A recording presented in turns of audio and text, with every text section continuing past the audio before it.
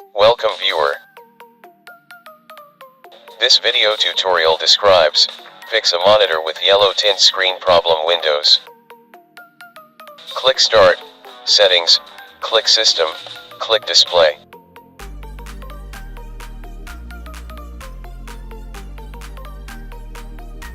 Click Advanced Display Settings. Click Display Adapter Properties for Display 1.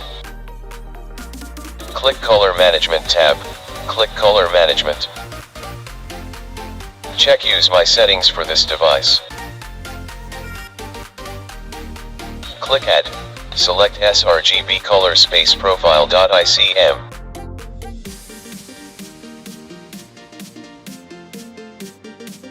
Click OK.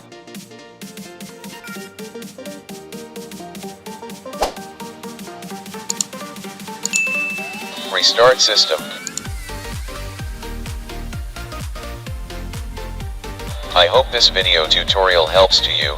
Please like, share and don't forget to subscribe my channel.